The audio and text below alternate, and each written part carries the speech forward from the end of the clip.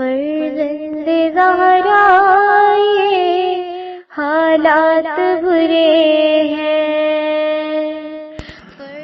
کاشانہ بصیرت ایک ایسا مکمل یوٹیوب چینل جس پر محروم بصارت کے لیے بالخصوص اور تمام افراد کے لیے بالعموم سینکڑوں کی تعداد میں اسلامی کتب دستیاب ہیں۔ لہذا گزارش ہے کہ آپ اپنی ذمہ داری نبھاتے ہوئے کاشانہ بصیرت کو سبسکرائب کرنے کے ساتھ ساتھ بیل آئیکن کو پریس کیجیے تاکہ آپ علم کے حصول کے ساتھ ساتھ مذہب اہل بیت کی اشاعت میں بھی اہم کردار ادا کرتے رہیں۔ کاشانہ بصیرت، کاشانہ بصیرت، کاشانہ بصیرت۔ فرزند زہرا یہ حالات برے ہیں۔ السلام علیکم ورحمۃ اللہ وبرکاتہ۔ سامعین، آپ سماعت فرما رہے ہیں شرح حدیث قصہ، تالیف مولانا سید علی افضل زیدی قمی۔ آج ہم آپ کے سامنے اس کی 12ویں اور آخری ریکارڈنگ پیش کر رہے ہیں۔ صفحہ نمبر 218 آیت تطہیر کے ضمن میں گفتگو جاری ہے، اس کا سلسلہ ہم جوڑتے ہیں۔ احادیث سے یہ بات واضح طور پر ثابت ہے کہ آیت تطہیر کے مصداق صرف یہی اہل بیت علیہم السلام ہیں۔ صاحب روح البیان کا یہ کہنا ہے کہ اس سے صرف انہی افراد کو مراد لینا شیعوں کا خاصہ ہے، بالکل غلط ہے اور بالکل غلط ہے۔ یہ اس کی حسادیت ہے، جبکہ اہل سنت کی کتابوں میں اس مفہوم کی اتنی روایات ہیں جن سے آنکھوں کے بند گوشے کھل سکتے ہیں۔ پوری امت اسلامیہ کا اتفاق ہے کہ آیت تطہیر خمسہ طیبہ کے متعلق نازل ہوئی، اس لیے ہمیں طویل بحث کی ضرورت نہیں ہے۔ اور یہ روایت موجود ہے رشفت السعدی من بحر الفضائل النبی الحادی، صفحہ نمبر 1314، باب اول، ذکر تظلیم۔ ابو جعفر احمد بن محمد بن سلامہ بن سلامت الطحاوی اپنی کتاب مشکل الآثار میں، ان کا تعلق حنفی مسلک سے ہے، حدیث قصہ کے بعد بطور نتیجہ یہ لکھتے ہیں: مراد یہ ہے کہ آیت تطہیر کے اطلاق میں رسول خدا، علی مرتضیٰ، بیوی فاطمۃ الزہرا، حسن مجتبیٰ اور امام حسین علیہم السلام شامل ہیں، ان کے علاوہ کوئی اور شامل نہیں۔ اور یہ روایت موجود ہے مشکلۃ الآثار جلد نمبر 1 صفحہ نمبر 230 ذیل کی حدیث میں، 782 پہ بھی ہے، باب 106 ماروی ان نبی فی الآیہ میں بھی یہ حدیث موجود ہے۔ اس کے بعد طحاوی لکھتے ہیں کہ رسول خدا کا ہر نماز کے بعد در فاطمہ پر آیت تطہیر پڑھنا اس بات کی دلیل ہے کہ آیت تطہیر اس گھرانے سے کے متعلق نازل ہوئی تھی۔ اہل سنت کے علماء اور دیگر شیعہ علماء نے آیت تطہیر کے واقعے کو اپنی اپنی کتابوں میں مفصل ذکر کیا ہے اور ساتھ ساتھ روایت بھی نقل کی ہے۔ کتاب کے طولانی ہونے کی وجہ سے ہم ان سب کو ذکر نہیں کر رہے، فقط اس مختصر سی گفتگو پر اعتماد کرتے ہیں۔ نمبر 1، ابن ابی حاتم رازی نے الجرح و تعدیل میں جلد نمبر 9 صفحہ نمبر 263 پر بیان کیا۔ دوسرے نمبر پہ ابن عبد ربہ نے العقد الفرید میں جلد نمبر 4 صفحہ نمبر 311 میں۔ نمبر 3، خطیب بغدادی نے تاریخ بغداد کی جلد نمبر 10 اور صفحہ نمبر 278 پر۔ نمبر 4، ابن نعیم اصفہانی نے تاریخ اصفہان میں جلد نمبر 1 صفحہ نمبر 108۔ نمبر 5، ابن عسکر نے تاریخ دمشق میں جلد نمبر 9 صفحہ نمبر 33 پر۔ نمبر 6، ابن کثیر دمشقی نے البادیۃ الناہیہ میں جلد نمبر 8 اور صفحہ نمبر 39۔ نمبر 7، محمد بن عبداللہ ذہبی نے سیر اعلام النبلہ میں جلد نمبر 10 صفحہ نمبر 347۔ نمبر 8، ابن حجر اسقلانی نے العاصبۃ التمیز الصحابہ میں جلد نمبر 2 اور صفحہ نمبر 509 پہ۔ بہت سے محدثین نے اپنی کتابوں میں آیت تطہیر کے نزول کا سبب بیان کیا ہے، ان میں سے چند ایک یہ ہیں۔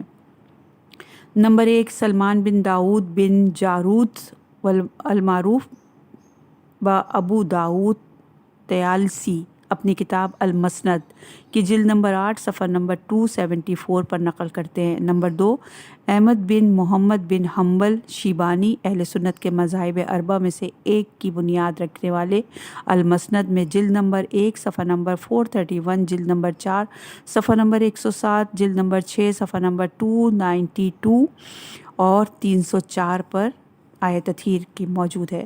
نمبر 3، محمد بن عیسیٰ ترمذی نے السنن میں جلد نمبر 5 اور صفحہ نمبر 30 اور 361 پر۔ نمبر 4، محمد بن عثمان بن ابی شیبہ نے المصنف میں جلد نمبر 12 صفحہ نمبر 127۔ نمبر 5، سلیمان بن احمد بن ایوب طبرانی نے المعجم الکبیر میں جلد نمبر 3 صفحہ نمبر 52 53، جلد نمبر 9 صفحہ نمبر 11 12 اور صفحہ نمبر 98 پر۔ نمبر 6، محب الدین احمد بن عبداللہ طبری نے ذخائر العقبہ میں صفحہ نمبر 621 الریاض النظرہ جلد نمبر 2 صفحہ نمبر 188 پر۔ نمبر 7، ابن حجر عسقلانی نے فتح الباری میں جلد نمبر 2 صفحہ نمبر 422 پر۔ نمبر 8، جلال الدین سیوطی نے الجامع الکبیر میں جلد نمبر 2 اور صفحہ نمبر 619 پر۔ نمبر 9، علاؤالدین بن علی بن عبد المطلب معروف با متقی ہندی نے کنز المال کی جلد نمبر 13 اور صفحہ نمبر 646 پر بیان کیا۔ نمبر 10، سلیمان بن ابراہیم قندوسی حنفی نے ینابی المودت جلد نمبر 2 اور صفحہ نمبر 41 پر۔ یہ تو ہم نے مورخین اور محدثین کے نام اور کتابوں کے نام مختصر ذکر کیے جنہوں نے آیت تطہیر کے نزول کے بارے میں لکھا کہ پنجتن پاک کے بارے میں نازل ہوئی۔ اسی طرح معتبر راوی اور احادیثی طرق میں تقریباً 75 طریقوں سے سبب نزول کو بیان کیا گیا۔ ابو بصیر راوی ہیں کہ میں نے امام جعفر صادق علیہ السلام سے اطیعوا اللہ و اطیعوا الرسول و اولو الامر منکم کے متعلق سوال کیا تو آپ نے فرمایا یہ آیت علی بن ابی طالب اور حسنین کے متعلق نازل ہوئی ہے۔ میں نے عرض کیا کیا لوگ کہتے ہیں کہ خدا نے قرآن میں کھل کر علی اور ان کے اہل بیت کا نام کیوں نہیں لیا؟ آپ نے فرمایا اعتراض کرنے والوں کو یہ جواب دو کہ اللہ نے رسول خدا پر نماز کا حکم نازل فرمایا۔ خدا نے پورے قرآن میں نہیں کہا کہ فلاں نماز کی 3 رکعت نماز اور فلاں 4 رکعتی نماز۔ رکعت کی وضاحت رسول خدا فرمائیں گے۔ اللہ نے زکوٰۃ کی ادائیگی کا حکم دیا لیکن یہ کہیں نہیں کہا کہ 40 درہم پر 1 درہم فرض ہے۔ نصاب زکوٰۃ کی وضاحت رسول اکرم صلی اللہ علیہ وآلہ وسلم نے فرمائی۔ اللہ نے حج کا حکم دیا لیکن یہ نہیں بتایا کہ بیت اللہ کے گرد 7 چکر لگانے ہیں۔ اس کی تشریح رسول خدا نے فرمائی۔ اسی طرح آیت اطیعوا اللہ و اطیعوا الرسول و اولی الامر منکم نازل فرمائی۔ اس کی تشریح بھی رسول اکرم صلی اللہ علیہ وآلہ وسلم نے فرمائی اور یہ آیت علی حسن اور حسین علیہ السلام کے بارے میں نازل ہوئی۔ رسول خدا صلی اللہ علیہ وآلہ وسلم نے حضرت علی علیہ السلام کے بارے میں فرمایا من کنت مولا و فا علی مولا، جس کا میں مولا اس کا علی مولا۔ اور آپ نے فرمایا میں تمہیں کتاب اللہ اور اپنے اہل بیت سے وابستگی کی نصیحت کرتا ہوں۔ میں نے خدا سے درخواست کی کہ وہ قرآن و اہل بیت کو ایک دوسرے سے جدا نہ کرے جب تک میرے پاس حوض پر نہ آ جائیں۔ اللہ نے میری دعا قبول فرمائی۔ آپ نے فرمایا میرے اہل بیت علیہ السلام کو تعلیم دینے کی کوشش نہ کرنا، وہ تم سے زیادہ جانتے ہیں۔ پھر آپ نے فرمایا وہ تمہیں ہدایت کے دروازے سے نکال کر کبھی بھی گمراہی کے دروازے میں داخل نہیں کریں گے۔ اگر رسول خدا خاموش رہتے اور اپنی اہل بیت کا تعارف نہ کراتے تو فلاں فلاں کی اولاد اہل بیت ہونے کا دعویٰ کرتے۔ اللہ نے اپنے نبی کی تصدیق کے لیے قرآن مجید میں یہ آیت نازل فرمائی انما یرید اللہ لیذھب عنکم الرجس اہل البیت ویطہرکم تطہیرا۔ اللہم صلی علی محمد و آل محمد وعجل فرجہم۔ بس رسول اکرم نے علی، فاطمہ، حسن اور حسین علیہ السلام کو ام سلمہ کے گھر میں چادر کے نیچے جمع کیا اور فرمایا اللہم انا لکل نبی اہلا و ثقلا و ہؤلاء اہل بیتی و ثقلی۔ خدایا ہر نبی کے اہل اور ثقل ہوتی ہے، اور یہ میرے اہل بیت اور میرے ثقل ہیں۔ اس وقت ام سلمہ نے عرض کیا، کیا میں آپ کے اہل میں نہیں ہوں؟ رسول خدا نے فرمایا، تم بے شک بھلائی کی طرف ہو، لیکن یہ میرے اہل اور میرے ثقل ہیں۔ رسول خدا صلی اللہ علیہ وآلہ وسلم کی رحمت کے بعد حضرت علی علیہ السلام ان کی خلافت کے حقدار تھے، کیونکہ رسول خدا نے ان کے لیے بہت زیادہ تبلیغ فرمائی تھی اور آپ نے ان کا بازو پکڑ کر لوگوں کو دکھایا تھا۔ جب حضرت علی علیہ السلام اس دنیا سے رخصت ہونے لگے تو آپ نے اپنے فرزند محمد حنفیہ اور عباس علمدار کو امام مقرر نہیں کر سکتے تھے۔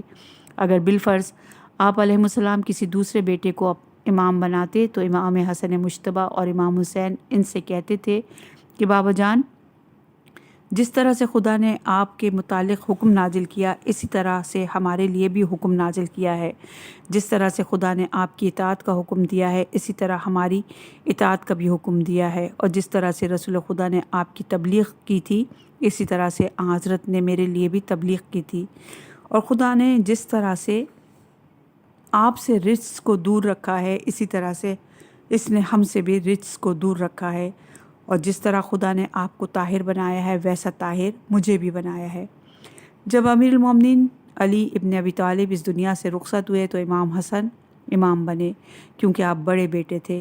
جب امام حسن اس دنیا سے جانے لگے تو وہ یہ حق نہیں رکھتے تھے کہ آپ کسی بیٹے کو امام قرار دیں، کیونکہ اللہ تعالیٰ نے فرمایا تھا، پس اگر بالفرض اپنے بیٹے کو امام مقرر کر دیتے تو امام حسین سے فرماتے، اللہ تعالیٰ نے میری اطاعت کا حکم دیا ہے جس طرح آپ کی اور آپ کے والد کی اطاعت کا حکم دیا تھا، اور رسول خدا نے میرے بارے میں تبلیغ فرمائی ہے جس طرح آپ کے اور آپ کے والد کے بارے میں تبلیغ فرمائی، اور اللہ نے مجھ سے رجس کو دور رکھا جس طرح آپ سے اور آپ کے والد سے رجس کو دور رکھا۔ پس امام حسن کے بعد امام حسین امام مقرر ہوئے، اور ہم اور اہل بیت میں سے کسی ایک کو بھی یہ حق نہیں کہ وہ امامت کا مطالبہ کرے، جیسا کہ امام حسین نے اپنے بھائی و بابا کے مقابلے میں امامت کا مطالبہ نہیں کیا۔ جب امامت امام حسین کی طرف منتقل ہوئی تو اس کے بعد اس آیت کی تعویل کا دور شروع ہوا، جب امامت نسل حسین میں منتقل ہوئی اور امام علی بن حسین علیہ السلام بنے۔ اس کے بعد محمد بن علی علیہ السلام تاخیر امام بنے۔ آپ نے فرمایا، رجس سے مراد شک ہے، خدا کی قسم ہم نے کبھی اپنے رب کے بارے میں شک نہیں کیا۔ شیخ صدوق اپنی اسناد سے حضرت علی سے نقل کرتے ہیں کہ آپ نے فرمایا، میں ام سلمہ کے گھر رسول خدا کی خدمت میں حاضر ہوا، ان پر آیت انما یرید اللہ لیذھب عنکم الرجس اہل البیت ویطہرکم تطہیرا نازل ہوئی۔ اس وقت رسول خدا نے فرمایا، اے علی، یہ آیت تیرے متعلق اور میرے نواسوں اور تیری نسل کے ائمہ کے حق میں نازل ہوئی ہے۔ میں نے کہا، اے رسول خدا، آپ کے بعد امام کتنے ہوں گے؟ حضرت صلی اللہ علیہ وآلہ وسلم نے فرمایا، اے علی، پہلے آپ، اس کے بعد آپ کے فرزند حسن و حسین، پھر حسین کے بعد ان کے فرزند علی، اور پھر ان کے فرزند محمد، پھر ان کے فرزند جعفر، پھر ان کے فرزند موسیٰ، پھر ان کے فرزند علی، پھر ان کے فرزند محمد، پھر ان کے فرزند علی، پھر ان کے فرزند حسن، پھر ان کے فرزند الحجت۔ میں نے ان کے اسی طرح اسماء ساخ عرش پر لکھے ہوئے دیکھے ہیں۔ میں نے اللہ تعالیٰ سے ان کے بارے میں پوچھا، اللہ تعالیٰ نے فرمایا، اے محمد، یہ مطہر اور معصوم امام ہیں اور ان کے دشمن ملعون ہیں۔ اور یہ روایت موجود ہے، کفایت العز فی نص علی الائمہ الاثنی عشر، صفحہ نمبر 156، البرہان فی تفسیر القرآن، جلد نمبر 4، صفحہ نمبر 444۔ جناب عائشہ فرماتی ہیں، رسول خدا صلی اللہ علیہ وآلہ وسلم گھر سے اس حال میں نکلے کہ دوش پہ کالے بالوں کی چادر ڈالے ہوئے تھے۔ امام حسن، امام حسین، بیوی فاطمۃ الزہرا، امام علی ایک دوسرے کے بعد دوسرے رسول کے پاس آئے اور چادر میں داخل ہوئے تو رسول خدا نے فرمایا، انما یرید اللہ لیذھب عنکم الرجس اہل البیت ویطہرکم تطہیرا۔ اور یہ روایت موجود ہے سنن ابی داؤد سبستانی، جلد نمبر 2، صفحہ نمبر 255، حدیث نمبر 32۔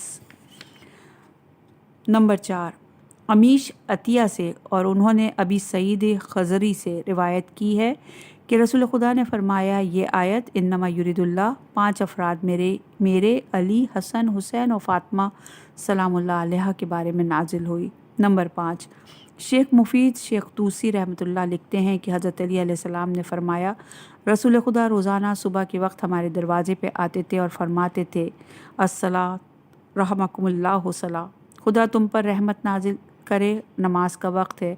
फिर आप इन्नमा युरिदुल्लाह लियुज़हिबा अन्कुमुर रिस्सा अहलल बैति व यताहिरकुम तत्हीरा की तिलावत फरमाते। और ये हदीस मौजूद है इमालिय मुफीद सफ़ा नंबर 318, इमालिय तूसी सफ़ा नंबर 89 पर। आयत तत्हीर के मुतालिक बहुत कुछ उलमाए कराम ने मुफस्सिल ज़िक्र किया है, हम फ़कत इन 5 रिवायात पर इक्तफ़ा करेंगे। ये बात मुतवातिर अहादीस से साबित है कि यह आयत तत्हीर अहले बैत अलैहिमुस्सलाम की शान में नाजिल हुई।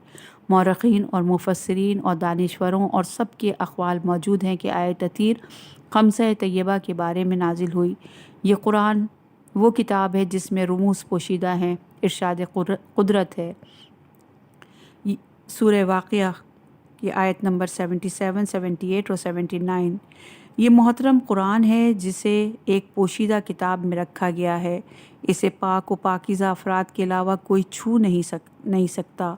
पाक व पाकीज़ा लोगों का ख़ुद कुरान ने तारुफ़ करवाया। सूरह अहज़ाब की आयत नंबर 33 में, इन्नमा युरिदुल्लाहु लियुज़हिबा अन्कुमुर रिस्सा अहलल बैति व यताहिरकुम तत्हीरा। बस अहले बैत अतहार अलैहिमुस्सलाम ही हैं जो इसके हकीकी तफसीर कर सकते हैं। वो ही बता सकते हैं कि कौन सी आयत किसके बारे में नाजिल हुई।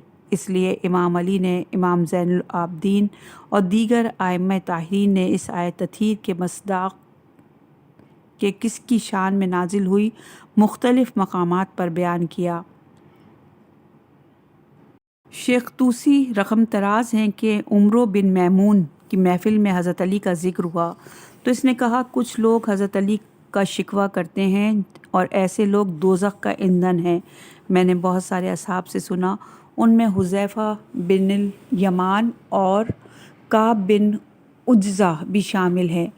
उन्होंने ये कहा कि अल्लाह ने अली को ऐसी खुसूसियात अता की हैं जो किसी भी फ़र्द बशर को नसीब नहीं हुई। नंबर 1, बीबी फ़ातिमा ज़हरा तमाम अव्वलीन और आखरीन की सरदार हैं और हज़रत अली अलैहिस्सलाम की ज़ौजा हैं। बीबी फ़ातिमा जैसी काबिल एहतराम ज़ौजा किसी दूसरे मर्द को नसीब नहीं हुई। नंबर 2, हसन और हुसैन अलैहिमुस्सलाम फ़रमान रसूल के मुताबिक तमाम जवानान जन्नत के सरदार हैं और हज़रत अली उनके वालिद गिरामी हैं, ऐसे फ़र्जंद किसी के नहीं। नंबर 3, आप रसूल खुदा के वसी हैं और रसूल खुदा आपके ससुर हैं। नंबर 4, रसूल खुदा ने मस्जिद में खुलने वाले तमाम दरवाज़े बंद कर दिए लेकिन हज़रत अली का दरवाज़ा खुला रखा। नंबर 5, आप फ़ातिह खैबर थे। रसूल खुदा ने आपको ही परचम अता किया और जब परचम दिया था तो उस वक्त उनकी आँखों में आशूब था। रसूल खुदा ने अपना लुआब दहन उनकी आँखों में लगाया। इसके बाद आपको आशूब चश्म की कभी कोई शिकायत नहीं थी और सर्दी और गर्मी का एहसास ख़त्म हो गया था। नंबर 6, रसूल खुदा ने गदीर में बुलंद करके इनकी विलायत का ऐलान किया था और अपनी उम्मत पर इनकी इताअत को वाजिब करार दिया था। आपने खुतबा गदीर में फ़रमाया, ए लोगों, तुम्हारा वली कौन है? सब ने कहा, खुदा और उसका रसूल और हमारे ऊला व मौला हैं। इसी वक्त आपने फ़रमाया, मिन कुन्तुम मौला फ़हाज़ा अलीउन मौला। नंबर 7, हज़रत अली चादर तत्हीर में शामिल थे और अल्लाह ने चादर वालों के लिए आयत तत्हीर नाजिल फ़रमाई। नंबर 8, रसूल अकरम के पास भुना हुआ परिंदा लाया गया तो आपने ये दुआ मांगी, खुदाया जो तेरी मखलूक में तुझे सबसे ज़्यादा महबूब हो उसे मेरे पास भेज दे ताकि वो मेरे साथ मिलकर इस परिंदे के गोश्त को खाए। हज़रत अली आए थे और उन्होंने आपके साथ मिलकर परिंदे का गोश्त खाया था। नंबर 9, सूरह बरात की इब्तिदाई आयत नाजिल हुई तो रसूल खुदा ने वो आयत खलीफा अव्वल के हवाले फरमाई कि हज के इज्तिमा में जाकर तमाम लोगों को ये आयत सुना दो। अभी उन्होंने थोड़ा सा फ़ासला तय किया था कि जिब्रील अमीन हज़रत पर नाजिल हुए और कहा, खुदा कह रहा है कि आयत की तबलीग या ख़ुद जाकर करें या उसे भेजें जो तुम में से हो। ए मोहम्मद, اے محمد ان آیات کی تبلیغ آپ کے اور علی کے علاوہ کوئی نہیں کر سکتا، کیونکہ علی آپ سے ہیں اور آپ علی سے ہیں، اور رسول خدا علی سے ہیں زندگی میں بھی اور ان کی رحلت کے بعد بھی۔ نمبر 10، حضرت علی رسول خدا کے علم کے ظرف ہیں۔ رسول خدا نے حضرت علی کے لیے فرمایا، انا مدینۃ العلم و علی بابھا، میں علی کا علم کا شہر ہوں اور علی اس کا دروازہ ہے۔ جسے علم کی ضرورت ہو تو وہ دروازے سے شہر میں داخل ہو، جیسا کہ ارشاد قدرت ہے کہ گھروں میں دروازوں سے جایا کرو۔ حضرت علی نے ساری زندگی رسول خدا کی جنگی پریشانیوں کو دور کیا۔ آپ ہی سب سے پہلے رسول خدا پر ایمان لائے اور حضرت کی تصدیق کی اور اتباع کی۔ سب سے پہلے آپ نے ہی رسول کے ساتھ نماز پڑھی۔ جو شخص بھی کسی دوسرے شخص کا علی پر قیاس کرے یا کسی انسان کو علی کے مشابہ سمجھے تو وہ کائنات کا بدترین جھوٹا ہے۔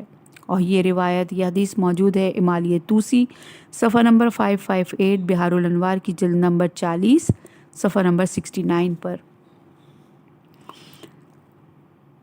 فقال لأبی یا رسول اللہ اخبرنی مال جلوسنا ھذا تحت الکساء من الفضل عند اللہ، فقال نبی صلی اللہ علیہ وآلہ والذی بعثنی بالحق نبی واصطفانی برسالت نجی من ذکر خبرنا ھذا فی المحفل من محافل اہل الارض وفیہ جمع من شیعتنا ومحبینا الا ونزلت علیہم الرحمہ وحفت بہم ملائکۃ واستغفرت لهم الى ان يتفرقوا، فقال علی علیہ السلام اذن واللہ فزنا وفازوا شیعتنا ورب الکعبہ، فقال ابی رسول اللہ صلی اللہ علیہ وآلہ یا علی والذی بعثنی بالحق نبی واصطفانی برسالت نجی ما ذکر خبرنا ھذا فی محفل من محافل اہل الارض وفیہ جمع من شیعتنا ومحبینا وفیہم محموم الا فرج اللہ ہمہم ولا مغموم الا کشف اللہ غمہ ولا طالب الحاجۃ الا قضی اللہ حاجتہ، فقال علی علیہ السلام اذن واللہ فزنا وسعدنا وکذلک شیعتنا فازوا وسعدوا فی الدنیا والآخرۃ رب الکعبہ۔ اللہم صلی علی محمد وآل محمد وعجل فرجہم۔ صفحہ نمبر ہے 235، حدیث قصہ پڑھنے کا اجر۔ حدیث قصہ کے آخر میں آیت تطہیر کے نزول کے بعد پیغمبر اکرم صلی اللہ علیہ وآلہ وسلم نے حدیث قصہ کی عظمت اور جو شخص اس کی تلاوت کرے یا جس محفل میں تلاوت کی جائے گی اس کی اجر اور پادیش کو بیان کیا۔ رسول خدا نے قسم کھا کر بیان فرمایا کہ کسی بھی محفل میں ہماری اس حدیث قصہ کی تلاوت کی جائے گی، اس محفل میں ہمارے شیعہ و محب ہوں گے۔ پتہ چلا کہ حدیث قصہ کی تلاوت وہیں پر ہوگی اور وہی کریں گے جو شیعہ و محب ہوں گے۔ کافر و منافق اس حدیث قصہ کی برکتوں سے مستفید نہیں ہوں گے۔ عجیب بات ہے کہ شیعہ اور محبت کو ساتھ ساتھ رکھا، کیونکہ شیعہ ہونا تو بہت سخت ہے لیکن محب ہونا آسان ہے۔ شیعہ و محب کے بارے میں احادیث کو بیان کرنے کے بعد اجر و پادیش کو ذکر کیا کریں۔ علی اور علی کے شیعہ، صفحہ نمبر ہے 236۔ ان الذین آمنوا وعملوا الصالحات اولئک ھم خیر البریہ، سورہ بنیات کی آیت نمبر 7۔ شیخ طوسی نے امالی میں اپنی اسناد کے ساتھ امام جعفر صادق علیہ السلام سے یہ روایت نقل کی ہے کہ ایک دن رسول خدا جناب ام سلمہ کے گھر تشریف فرما تھے۔ حضرت علی حضرت کی خدمت میں حاضر ہوئے۔ آپ نے ان سے فرمایا، اے علی، اس وقت تمہاری کیا حالت ہوگی جب تمام امتوں کو جمع کیا جائے گا اور میزان نصب کر دیے جائیں گے اور لوگوں کو حساب کے لیے بلایا جائے گا۔ یہ سنا تو امیر المومنین علیہ السلام کی آنکھوں میں آنسو آ گئے۔ رسول خدا نے فرمایا، یا علی، آپ کیوں روتے ہیں؟ آپ کو اور آپ کے شیعوں کو اس حالت میں بلایا جائے گا کہ وہ سیر و سیراب ہوں گے اور ان کے چہرے روشن ہوں گے، اور آپ کے دشمنوں کو اس حالت میں بلایا جائے گا کہ ان کے چہرے سیاہ ہوں گے، وہ بدبخت عذاب یافتہ ہوں گے۔ کیا آپ نے خدا کا یہ فرمان نہیں سنا؟ ان الذین آمنوا وعملوا الصالحات اولئک ھم خیر البریہ۔ یہ آیت آپ کے اور آپ کے شیعوں کے لیے ہے، اور جنہوں نے ہماری آیات کا انکار کیا وہ شر البریہ ہیں۔ یہ آیت آپ کے دشمنوں کے لیے ہیں، اور یہ آیت موجود یہ حدیث موجود ہے امالیہ توسی صفحہ نمبر 671، الحادیۃ القرآنیہ، روایت الامامیہ جلد نمبر 2 صفحہ نمبر 467، طرف من الانباء مناقب صفحہ نمبر 588، بہار الانوار کی جلد نمبر 7 صفحہ نمبر 182 پر۔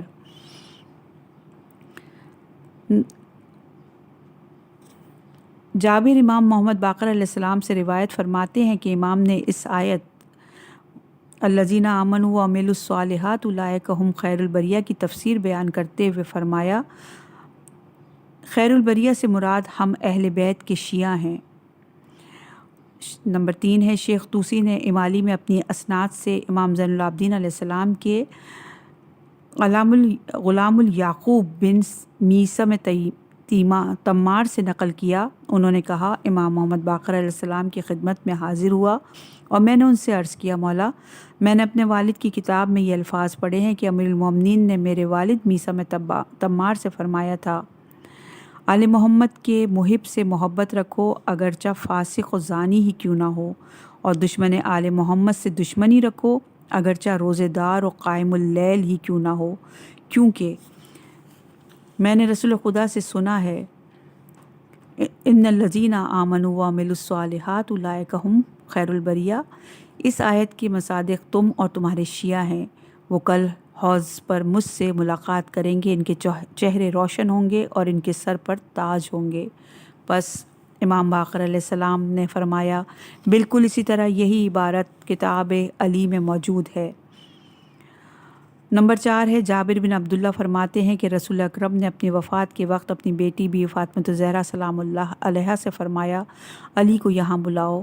بی بی نے امام حسن سے فرمایا، بیٹا جاؤ اپنے والد کو یہاں لے کر آؤ اور ان سے کہنا کہ نانا آپ کو یاد کر رہے ہیں۔ الغرض حضرت علی علیہ السلام آئے۔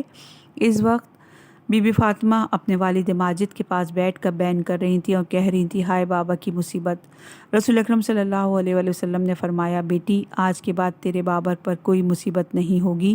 اے فاطمہ، نبی کی موت پر گریباں چاک نہیں کیا جاتا اور چہرے کو زخمی نہیں کیا جاتا اور نہ ہی اس پر مصیبت کہہ کر بیان کیا جاتا ہے۔ تمہیں چاہیے کہ میری رحلت پر وہی جملے کہو جو کہ تیرے والد نے ابراہیم یعنی رسول خدا کے بیٹے کی موت پر کہے تھے کہ آنکھیں اشکبار ہیں اور دل غمگین ہیں۔ ہم ایسی بات منہ سے نہیں نکالیں گے جو رب کو ناراض کرتی ہو۔ ابراہیم، ہم تیری موت کی وجہ سے غمگین ہیں۔ پھر حضرت نے فرمایا، اے علی میرے قریب آ جاؤ۔ علی آپ کے قریب ہوئے اور آپ نے فرمایا، اپنا کان میرے منہ کے پاس لاؤ۔ حضرت علی نے اپنا کان آپ کے منہ کے ساتھ لگایا۔ پھر حضرت نے فرمایا، اے میرے بھائی، کیا تم نے اللہ تعالیٰ کا یہ فرمان نہیں سنا؟ بے شک جو لوگ ایمان لائے اور انہوں نے نیک اعمال دیے اور بہترین خلائق ہیں۔ حضرت علی نے عرض کیا، یا رسول اللہ، یہ آیت سنی ہے۔ آپ نے فرمایا، وہ تم اور تمہارے شیعہ ہیں، تم لوگ قیامت کے دن روشن چہرے لے کر سیر و سیراب ہو کر آؤ گے۔ پھر آپ نے فرمایا، کیا تم نے یہ آیت سنی ہے کہ بے شک اہل کتاب میں جن لوگوں نے کفر اختیار کیا اور دیگر مشرکین سب جہنم میں ہمیشہ رہنے والے ہیں، یہی بدترین خلائق ہیں۔ حضرت علی نے عرض کیا، یا رسول اللہ سنی ہے۔ پھر آپ نے فرمایا، اس آیت کے مصداق آپ کے دشمن اور ان کے پیروکار ہیں۔ وہ لوگ قیامت کے دن سیاہ چہروں کے ساتھ پیاسے، بھوکے، بدنصیب اور عذاب یافتہ اور کافر اور منافق بن کر پیش ہوں گے۔ پہلی آیت علی اور ان کے شیعوں اور دوسری آیت علی کے دشمن اور ان کے پیروکاروں کے لیے نازل ہوئی۔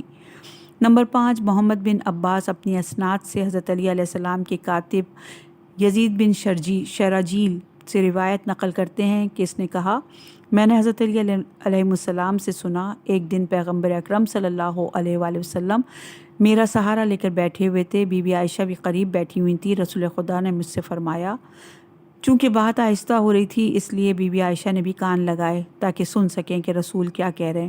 چنانچہ رسول اکرم نے مجھ سے فرمایا، اے بھائی، کیا آپ نے یہ آیت سنی ہے؟ ان الذین آمنوا وعملوا الصالحات اولئک ھم خیر البریہ۔ نہیں سنی۔ میں نے عرض کیا، یا رسول اللہ سنی ہے۔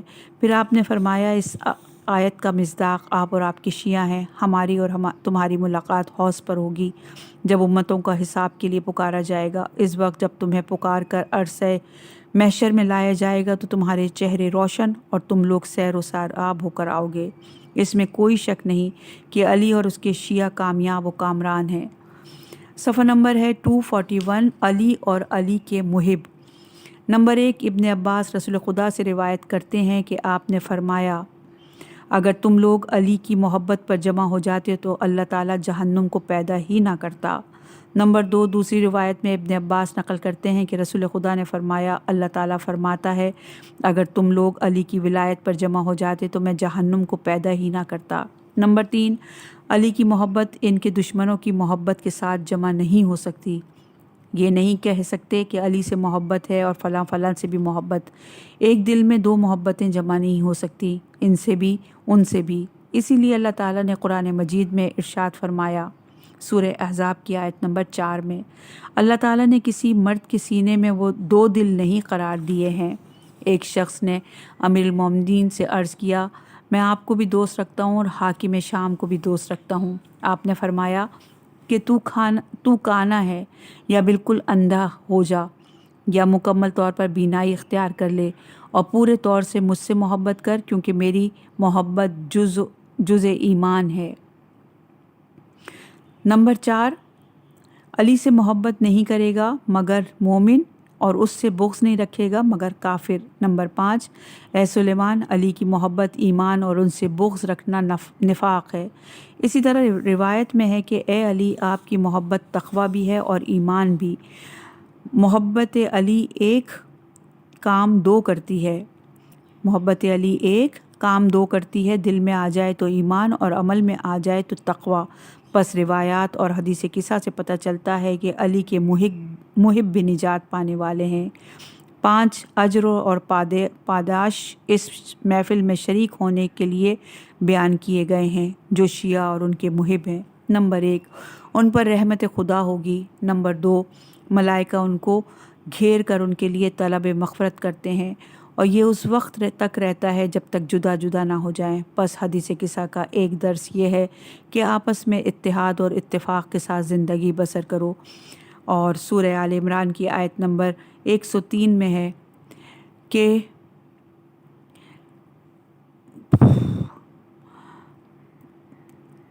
اللہ کی رسی کو مضبوطی سے تھام لو۔ ایک مرتبہ ہم استغفار کرتے ہیں اور ایک مرتبہ معصوم فرشتے ہمارے لیے کرتے ہیں، کتنا فرق ہے دونوں استغفار میں۔ نمبر 3، صاحب غم ہوگا تو خدا اس کا غم دور کر دے گا۔ روایت میں ہے کہ انسان جو بھی حاجت اور دعا طلب کرتا ہے، اسے 3 چیزوں میں سے ایک چیز ضرور ملتی ہے۔ نمبر 1، دعا قبول ہوتی ہے۔ نمبر 2، ذخیرہ آخرت ہوتی ہے۔ نمبر 3، یا کوئی بلا ٹل جاتی ہے۔ نمبر 4، کوئی مخزون ہوگا تو خدا اس کے حزن کو دور کر دے گا۔ نمبر 5، اگر کوئی طالب حاجت ہوگا تو خدا اس کی حاجت پوری کر دے گا۔ ان تمام فوائد اور اجر اور پاداش سننے کے بعد مولا متقیان علی علیہ السلام نے فرمایا، خدا کی قسم، ہم اہل بیت کامیاب و سعید ہوئے، اور اسی طرح ہمارے شیعہ کامیاب و سعید ہوئے دنیا اور آخرت میں۔ رب کعبہ کی قسم، رب کعبہ کی قسم، علی نے جب سجدے میں ضربت لگی یا اس وقت کھائی یا جب حدیث قصہ کے اجر اور ثواب کو سنا تو فرمایا، رب کعبہ کی قسم کھائی۔ پہلی بار 2 اجر بیان ہوئے، پھر دوسری بار 3 اجر کو سنا تو پھر پاداش کے سننے کے بعد فرمایا، رب کعبہ کی قسم، ہم اور ہمارے شیعہ کامیاب و کامران ہیں۔ بس جو بھی حاجت ہے، اس حاجت کو مد نظر رکھ کر اس حدیث سے قصہ کی تلاوت کریں اور آخر میں جناب سیدہ سلام اللہ علیہا سے توسل کریں۔ انشاءاللہ اللہ تعالیٰ اس حاجت کو ضرور پورا کرے گا۔ شرح بیان کرنے کے لیے بہت کچھ ہے، لیکن اختصار سے کام لیتے ہوئے جتنا تحریر کیا، جتنا آپ لوگوں کی سماعتوں کی نظر کیا، اسی پہ اکتفا کرتے ہیں، اور خداوند عالم سے دعا گو ہیں کہ آج جب یہ تحریر ہوئی تو جب شب شہادت امام موسیٰ کاظم علیہ السلام ہے، اس کے طفیل اللہ تعالیٰ بندہ حقیر عبد ذلیل کی اس سعی اور کوشش کو اپنی بارگاہ میں شرف قبولیت عطا فرمائے، اور خلوص نیت سے تحریر کرنے اور اس پر عمل کرنے کی توفیق عطا فرمائے۔ اس حدیث قصہ کی شرح کو آخرت کے لیے ذریعہ شفاعت قرار دے، آمین الہی آمین۔ ہمیں اس حدیث قصہ کے معرف سے آشنا ہونے کی توفیق عطا فرمائے، آخرت میں شفاعت محمد و آل محمد علیہ السلام نصیب فرما، العبد فقیر سید علی افضل زیدی قمی، شب شہادت امام موسیٰ کاظم علیہ السلام 1439 ہجری 11 اپریل 218 قم المقدس ایران۔ حدیث قصہ کا شرح حدیث قصہ کا اختتام ہوا، اور جب آج ہم نے شرح حدیث قصہ کا اختتام کیا تو آج ہے پہلی ذی الحجہ، اور آج خوشی کا دن، بی بی فاطمۃ الزہرا اور مولا متقیان کا عقد مبارک کا دن۔